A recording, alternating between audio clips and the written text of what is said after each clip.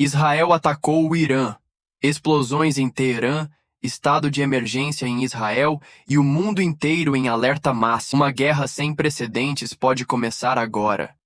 Você está preparado para entender o que realmente está acontecendo? Então segura, porque o que você vai ouvir aqui vai te surpreender. Nas últimas horas, uma sequência de eventos históricos começou a se desenrolar no Oriente Médio. E o impacto disso pode ser sentido em todos os cantos do planeta nas próximas semanas. Israel lançou o que chamou de ataques preventivos contra o Irã, atingindo regiões estratégicas nos arredores de Teherã, a capital iraniana. Ao mesmo tempo, o governo de Israel declarou estado de emergência em todo o país, algo que não acontecia desde os momentos mais críticos das guerras anteriores na região. O som das sirenes ecoou em diversas cidades israelenses. Enquanto isso, os céus de Teherã se iluminaram com clarões de mísseis e explosões. Imagens de moradores assustados circulam nas redes sociais. Postagens de cidadãos iranianos mostrando fumaça subindo no horizonte. E, ao mesmo tempo, vídeos de israelenses correndo para abrigos antiaéreos. Mas o que exatamente levou Israel a tomar essa decisão? Qual é o papel dos Estados Unidos nesse conflito? O Irã vai reagir? E o que o resto do mundo pode esperar nas próximas horas e dias? Neste vídeo, vamos te explicar tudo. De forma clara, detalhada e com todos os bastidores que a grande mídia não conta. Então fica comigo até o final. Para começar, vamos direto ao ponto. Por que Israel decidiu atacar justamente agora? Segundo o governo israelense, a decisão foi motivada por informações de inteligência que indicavam que o Irã estava a apenas semanas de obter a capacidade técnica para produzir armamentos nucleares. Sim, você ouviu certo. Armas nucleares. Relatórios apontam que o Irã teria acumulado material suficiente para construir até 9 bombas atômicas. Uma notícia que, por si só, já causou um verdadeiro terremoto diplomático em todo o mundo. Mas aqui cabe uma pergunta importante. O Irã realmente planejava usar essas armas? Ou a decisão de Israel foi mais uma jogada estratégica, com objetivos políticos internos e externos?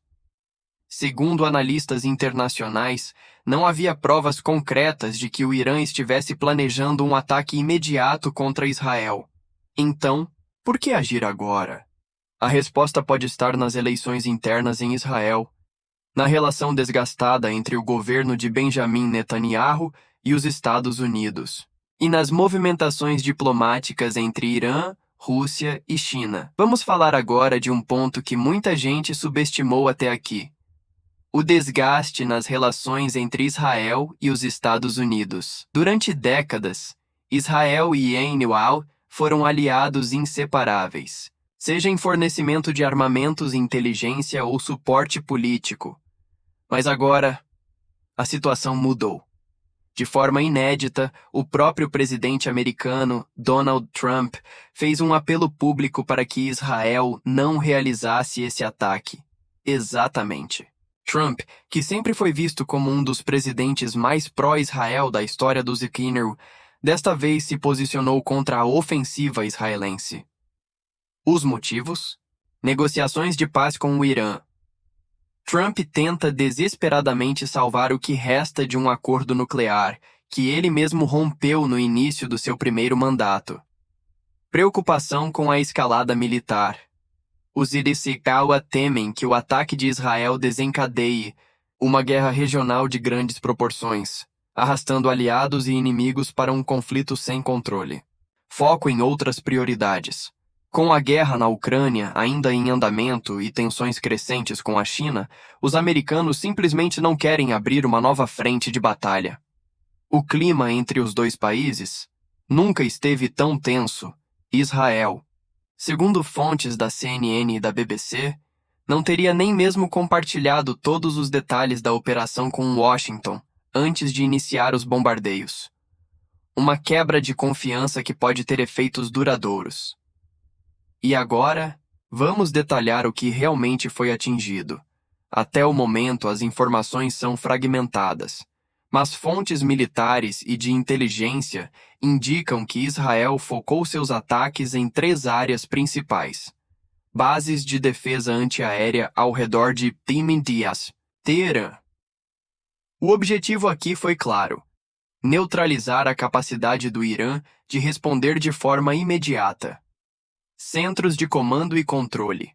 Israel teria mirado locais estratégicos, onde o alto comando militar iraniano coordena suas operações. Possíveis instalações relacionadas ao programa nuclear. Ainda não há confirmação oficial de danos a usinas de enriquecimento de urânio, mas especialistas acreditam que esse pode ter sido um dos alvos principais. Os bombardeios foram rápidos, cirúrgicos e realizados com tecnologia de ponta, provavelmente usando mísseis de cruzeiro de longo alcance e aeronaves furtivas. A pergunta agora é: Israel vai continuar os ataques? Ou isso foi apenas uma demonstração de força? A resposta do Irã, até o momento, tem sido contida, mas fontes da TV estatal iraniana afirmam que as forças armadas estão em alerta máximo. As defesas aéreas de todo o país foram ativadas. Bases de lançamento de mísseis foram mobilizadas. E há relatos de movimentação de tropas na fronteira com o Iraque. A retórica oficial, até agora, é de resistência e promessa de reconstrução. Agora vamos olhar para o tabuleiro geopolítico. O Irã, nos últimos anos, fortaleceu laços com 2 gigantes, Rússia e China. Na guerra da Ucrânia, por exemplo, drones iranianos têm sido fundamentais para os avanços russos. A Rússia já condenou publicamente os ataques de Israel e prometeu apoio diplomático ao Irã. A China, por sua vez, teme que a crise afete o fornecimento de petróleo e já pediu contenção imediata de todas as partes envolvidas. Mas o que realmente preocupa os analistas é o risco de uma polarização global ainda maior.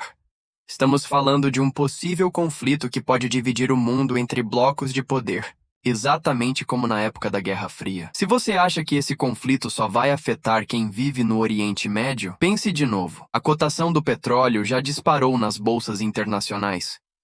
Empresas aéreas começaram a revisar suas rotas comerciais. O mercado financeiro está em pânico. Se a crise continuar, podemos ter aumento no preço dos combustíveis em todo o mundo, inflação acelerada nos países em desenvolvimento, instabilidade nas bolsas de valores de Nova York, a Tóquio e mais, o risco de ataques cibernéticos coordenados por grupos iranianos contra bancos, empresas de tecnologia e órgãos governamentais ocidentais. O cenário é tão tenso que muitos analistas já classificam esse momento como o mais perigoso desde a invasão do Iraque em 2003. E agora chegamos à pergunta que não quer calar. O que vai acontecer a partir daqui? Existem basicamente 3 cenários possíveis. Escalada militar direta. O Irã decide retaliar com força total, atacando Israel diretamente com mísseis de longo alcance. Guerra por procuração. O Irã mobiliza seus aliados no Líbano, Síria e Iêmen para atacar Israel de forma indireta. Diplomacia emergencial.